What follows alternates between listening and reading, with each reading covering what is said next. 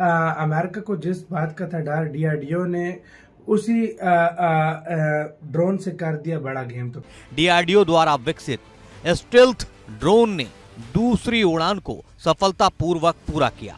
India जो है उन मुल्कों के साथ स्टैंड कर रहा है जो कि टेक्नोलॉजी में बहुत ज़्यादा आगे हैं, और अगर देखा जाए डिफेंस के हवाले से ख़ास तौर पर देखा जाए या अगर स्पेस टेक्नोलॉजी के हवाले से देखा जाए तो दूसरे मुल्क जो चीज़ें डेवलप करते हैं इंडिया भी उस रेस में उनके साथ लग जाता है, जिसके बाद मानव रहित जंग में भारत का मुकाबला करना मौत को दावत देने के बराबर हो जाएगा। भारत का ये बवंडर ड्रोन चीन की HQ-9P जैसी हवाई सुरक्षा को भेदने में सक्षम है।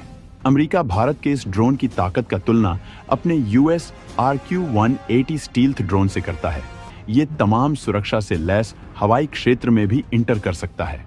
इंडिया ने बनाया, शायद उसको देख के हमारा मुल्क भी कल को बना ले। अगर जितना हमारा दुश्मन तरक्की करेगा डेफिनेटली हमें भी उतना ही एफर्ट करनी पड़ेगी। यार मतलब ये जो चीज बनाई है ना, भारत को दुनिया के किसी की ड्रोन की जरूरत नहीं होगी इसके बाद। ड्रोन से मिसाइल बम और गाइडेड हथियार दागे जा सकते हैं और ये यूएवी रडार को भी चकमा दे सकता है। इंडिया ने आराम से अपनी चीज बना ली है जिसकी तुलना अब अमेरिका कर रहा है अपने ड्रोन से। मैं वही कह रहा हूँ, जब तक इंडिया अपने देश की स्वदेशी चीज न बना ले उस टाइम तक इंडिया को चैन नहीं मिलता। ऐसी ड्रोन टेक्नोलॉजी के लिए भारत ने अमेरिका से मदद मांगी थी, लेकिन ये टेक्नोलॉजी अमेरिका ने देने से मना कर दिया था, जिसके बाद भारत ने अपना महाविनाशक ड्रोन बना डाला। जो दुश्मन आपने खेला हुआ है, हिस्ट्री माने 65 की वार आप हारे, 71 में आप टूट गए, 55% पाकिस्तान आपका टूट गया, 95 की हम जीते थे, हारे हुए हैं आप। कभी इसको पढ़े तो सही ना। नमस्कार दोस्तों, नमो राष्ट्रवाद में आपका स्वागत है। आज के इस वीडियो में हम देखेंगे कि भारत ने खुद का एक ड्रोन बना लिया है जो अमेरिकन ड्रोन से भी बेहतर है। काफ़ी पहले भारत ने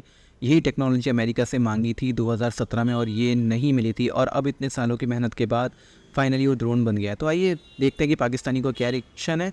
वीडियो अच्छा लगे तो लाइक करें, शेयर करें।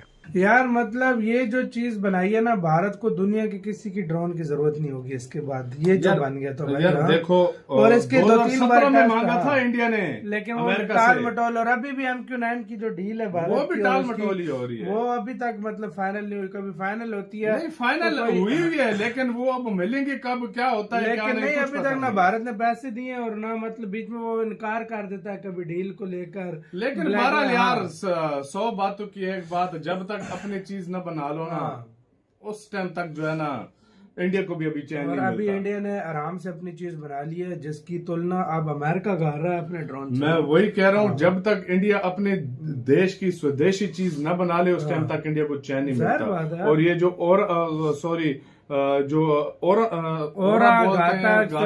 स्विफ्ट बहुत सारे इसके नाम हैं। ये जो स्विफ्ट कहते हैं, ये छोटे से जो जिसमें उड़ाया था ना, उसमें इतना खतरनाक है, इसको अभी साइज में बड़ा करेंगे, इसके साथ बड़ा मतलब सारा कुछ होगा। मतलब मोस्टली टेक्नोलॉजी का होगा। अब टेस्टिंग कर रहे हैं डिफरेंट तरह करके। अभी देखो इसके ऊपर स्टेल्थ टेक्नोलॉजी यूज होगी। स्टेल्थ टेक्नोलॉजी मतलब दुनिया का ये पहला स्टेल्थ ड्रोन होगा भाई, इस तरह मैंने जितना सुना था। बिल्कुल। तो आपका इसके ऊपर क्या कहना है? भारत के डीआरडीओ के साइंटिस्ट के लिए यार कुछ कमेंट में लाजमी लिखो, दिन रात मेहनत करके। यार अक्सर लोग आते हैं कहते हैं कि यार थोड़ी देर लगती है। यार हर काम में देर लगती है, कोई भी चीज अचानक से नहीं बन जाती, सालों लग जाते हैं। इसमें पता नहीं इंडिया ने कितनी मेहनत की होगी। 2017 से लेकर अब तक 7 साल हो गए, कितनी मेहनत हुई है। चल रहा है आपका इसके 8 साल। आपने ये कहा ना कि आटे की लाइनों में और यहाँ पे भगदड़ मच के 15 लोग शहीद हो चुके हैं, तो आप किस चीज की बात कर रहे हैं, किस टेक्नोलॉजी की बात कर रहे हैं? अगर आप बात कर रहे हैं कि वसाइल की बात कर रहे हैं, अगर आप बात कर रहे हैं कि अपॉर्चुनिटीज की बात करें कि यूथ बाहर क्यों जा रही है, यूथ को यहाँ ये कंसर्न है ना मेरा कि क्यों ब्रेन ड्रेन हो रहा है। अगर आपको लगता है कि पॉलिटिक्स ही होनी चाहिए, फिर वो क्यों पढ़े लिखे लोग बाहर जा रहे हैं? तो बड़े अच्छे तरीके से गाइड करता हूँ इस बारे में अपने लिटल नॉलेज के मुताबिक। बात यह है कि जब यहाँ पे जिस बंदे का ये कॉन्सेप्ट है कि उसने हक के साथ खड़े होना है, उसको जीने का आपने हक ही नहीं देना, आपने उसको यहाँ पे सांस लेना भी 2 बार कर देना है, तो वो बंदा यहाँ पे रहेगा या वो बंदा बाहर जाएगा? यही प्रेफर करेगा, मैंने अपनी फैमिली को भी सिक्योर करना है, खुद को भी करना है, तो मैं बाहर। यहाँ पे तो लोग शहादतें दे के ये समझते हैं कि हमने हक का अलम उठाना है। तरक्की कौमें तभी करते जब अपनी नाकामी को एक्सेप्ट करता है, तभी पता हमें पता ही नहीं है कि हमारे साथ हुआ क्या है, कि मतलब हमें जब अवेयरनेस होगी ना, इससे शऊर आ जाएगा कि हमारे साथ ये हुआ, तब उससे आगे जो होगा पॉजिटिव हम स्टेप लेंगे, फिर वो तरक्की की तरफ होगा। बाकी आप एडवोकेट आप साहब इसके से ऊपर अपना क्या स्टैंड कहना लेंगे। चाहेंगे? मैं इनकी बात से ये वाली बात है कि भाई अगर कंपटीशन करना है, करो, मैं भी साथ हूँ, बल्कि पूरे पाकिस्तान की यूथ साथ होगी, लेकिन हेल्थ में कंपटीशन करो, एजुकेशन में करो, इंफ्रास्ट्रक्चर टेक्नोलॉजी में करो। हमें टांगे उठाने में कंपटीशन में लगा दी। बड़ा आसान हल है इसके लिए। तो सबसे पहले तो ये कि हमारी जनरेशन में तो ये हमने मुतालिबा पाकिस्तान जो पढ़ा है ना, पाकिस्तान स्टडीज, हाँ, पाकिस्तान स्टडीज पढ़ के हमारा तो माइंड जैसे बन गया। अगर आप आज से अपना मुतालिबा पाकिस्तान को थोड़ा सा चेंज कर लेना, तो आने वाली जो नस्ल होगी ना, उसको इंडिया दुश्मन नजर नहीं आएगा। इस हिसाब से जैसे हमें कन्वे किया गया है, कश्मीर इशू पे जो चूरन बेच रहे हैं ना दोनों मुल्क, खासकर पाकिस्तान, उनको जरूरत नहीं। उनकी इकोनॉमी इस वक्त 5.9 GDP पे जा रही है। मैं खबर पढ़ रहा था कश्मीर के हवाले से कि पाकिस्तान ने IMF से रिक्वेस्ट की है $7 बिलियन की कि हमें आप जो है ना इतना रिलीफ दें ताकि हम अपने कंट्री को चला सकें, डिफॉल्ट ना करें। और जिसे हम मकबूजा कश्मीर कहते हैं, वहाँ पे $14.5 बिलियन उन्होंने उसका पैकेज रखा है, जिसे ठीक है बजट रखा है। यानी उधर इतना बजट दिया जा रहा है और हम $7 बिलियन। में बात यह है ना कि आप अगर तरक्की करना चाहते हैं तो आप अपने हमसायों के अंदर दुश्मनी की जो फिजा है ये कायम नहीं रख सकते, और ना आपको रखनी चाहिए। आपके जो बॉर्डर्स हैं वो तब सिक्योर होंगे जब आप दोस्ती की फिजा, या दोस्ती ना भी हो तो कम अज कम ये कि म्यूचुअल रिस्पेक्ट की फिजा कायम हो। तो उसमें यह कि आप अपना ट्रेड बढ़ा सकते हैं। ठीक है, चाइना और इंडिया के आपस में इश्यूज चल रहे हैं, लेकिन ट्रेड तो चल उनके चाइना और इंडिया अपने नैरेटिव से कोई भी पीछे नहीं हटा, लेकिन उन्होंने अपनी ट्रेड जो है वो अपनी बहाल रखी है, इसलिए कि स्टेबिलिटी है उनके मुल्क में। उनको ये पता है, क्योंकि वो डेमोक्रेसीज हैं, उनको ये है कि तो डेमोक्रेसी है। हम कभी भी जो डेमोक्रेसी नहीं रहे, हम एक सिक्योरिटी स्टेट हैं। आप दुनिया की नज़र से देखें ना पाकिस्तान को, बाहर वाला, हम एक सिक्योरिटी स्टेट हैं। या तो यहाँ पे अब भी 90 दिन के अंदर अंदर इलेक्शन नहीं हो रहा, और आप कैसे कह सकते हैं कि हम एक जमहूरी मुल्क हैं? और इसके अंदर भी ये चीज आती है, एक साइड पे ये कह दिया जाता है सिक्योरिटी के लिए पैसे नहीं है, मतलब इलेक्शन की सिक्योरिटी के लिए पैसे नहीं है, और दूसरी साइड पे ये कह दिया जाता है इंडिया हमारे से सिक्योरिटी का जो इशू कर रहा है इधर मैच के लिए आने के लिए, वो झूठ बोल रहा है। यानी वो अगर कहे कि पाकिस्तान के पास सिक्योरिटी नहीं है तो वो झूठ है। आप फ्री एंड फेयर इलेक्शन करवाने से घबरा रहे हैं, कतरा रहे हैं। आपके जो वजीर मुशीर हैं वो खुद को सिक्योर यहाँ नहीं समझ रहे, और आप ये समझते हैं कि बाहर की टीम्स आके, और जो टीम होती है, जो टीम का प्लेयर होता है, वो टीम का प्लेयर कोई आम आदमी नहीं होता, वो सेलिब्रिटी होता है। वो उनके लिए मुल्क का एक मुशीर एम्बेसडर होता है, हाई प्रोफाइल। वो कैसे आपके मुल्क में आके खेल लें जब आपने अपनी फिजा को इतना पोर्ट्रे किया कि आप फ्री एंड फेयर इलेक्शन ही नहीं करवा सकते? तो आप कैसे कहेंगे कि बाहर वाले प्लेयर्स आके खेलें? आपका यहाँ पे वर्ल्ड कप हो या एशिया कप हो या कोई भी मामला हो, जो पहले ही 85% हम पे जितना भी मामलात लागू रहे और हमारे अवाम कौड़ी कौड़ी की मोहताज हो गई, लेकिन हमने डिफेंस के नाम पे जो मुल्क के सौदे किए, अपनी जमहूरियत के सौदे किए, और हमने अपनी सालमियत के सौदे किए, तो मेरा ख्याल है कि अब डिफेंस का क्वेश्चन बनता ही नहीं है।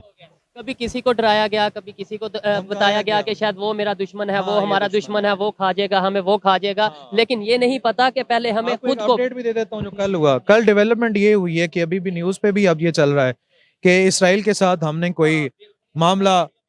कोई ना उनके साथ ड्राई फ्रूट भेज दिए और वो वहां पे पहुंच भी गए हैं। तो इस पे मैं सबसे ज्यादा मौलाना फजल रहमान और PDM की बाकी जितनी भी क़यादत है उनको मैं खिराज तहसीन पेश करना चाहूंगा कि जो उन्होंने एंटी इसराइल और एंटी इंडिया का जो मौक़िफ़ अपनाया था उसको उन्होंने जनाब से एक्सेप्ट कर लिया है। हाँ, कल को यही बात है, मैं भी यही कहता हूं कि अपनी मर्जी से जब आपका दिल करता है आप किसी को दुश्मन करार देते हो और फिर हमारे पब्लिक में नैरेटिव बना दिया जाता है कि वो दुश्मन है, और जब दिल करता है वही हमारा दोस्त बन जाता है, फिर हमें भी ये कहा जाता है कि अब आप ही से दोस्त को, ऐसी पॉलिसीज हमें नहीं रखनी। तो ये करे ना कि जैसे जितनी भी मिडल ईस्ट है, जितने अरब कंट्रीज है, सबकी इसराइल के साथ ट्रेड है, टर्की की इसराइल के साथ ट्रेड है, हालांकि टर्की बड़ा कर रहा है, एरोगेंट है। सऊदीया तो चलो पहले ही अमेरिकन अलाय है, तो इसराइल और वो एक ही बात है। सऊदीया तो इसराइल आर्मी को फंड देके फलस्तीनियों को मरवा रहा है, सऊदीया को तो आप छोड़ दें। आप बात कर लें टर्की की, जो कि एरोगेंट है थोड़ा इसराइल के मामले में, लेकिन वो ट्रेड कर रहे हैं। या तो आप मुनाफिकत छोड़ दें ना, या तो आप उनको दुश्मन कहना। तो दोस्तों वीडियो आपने देख लिया, और वीडियो देख के बिल्कुल आपको समझ में आ गया होगा कि पाकिस्तानी किस तरह से शॉक्ड है ये देख के कि जो टेक्नोलॉजी अमेरिका ने भारत को देने से मना कर दिया था 2017 में, फाइनली भारत ने उसी टेक्नोलॉजी को खुद विकसित कर लिया है। इतने साल लगे, इतनी मेहनत लगी, उसका चीज़ है, लेकिन फाइनली हमने इस चीज़ को खुद डेवलप कर लिया है भारत में ही, पूरी तरह से स्वदेशी तकनीक से बना हुआ ड्रोन। और ये ड्रोन बहुत ही एडवांस है, यहाँ तक कि जो अमेरिकन ड्रोन है उससे भी ज़्यादा ये एडवांस है। और अब बहुत जल्दी जैसे कि काफ़ी डिफेंस डील हो रही है, भारत शुरू कर रहा है कि जो हम लोग जो डेवलप करते हैं हथियार वो हम दुनिया को बेचें। तो उसी तरह से बहुत जल्दी जब ये ड्रोन के सारे परीक्षण पूरे हो जाएंगे और भारतीय सेना में शामिल हो जाएगा, तो उसके साथ भारत ये ड्रोन जो है दूसरे देशों को भी बेचेगा और एक और डिफेंस में एक और प्रोडक्ट भारत के पास बनेगा जिसको हम दुनिया को बेचेंगे। जैसे कि आप जानते हैं कि तेजस को लेके काफ़ी डील्स हुई हैं और उसी तरह से मिसाइल्स भी बेची गई हैं। तो आप इसके बारे में क्या सोचते हैं कमेंट करके ज़रूर बताएं। वीडियो अच्छा लगा तो लाइक करें, शेयर करें, चैनल को सब्सक्राइब करें और बेल का आइकन प्रेस कर दें। हो सके तो चैनल को ज्वाइन भी ज़रूर करें। मिलते हैं अगले वीडियो में, तब तक के लिए जय श्री राम।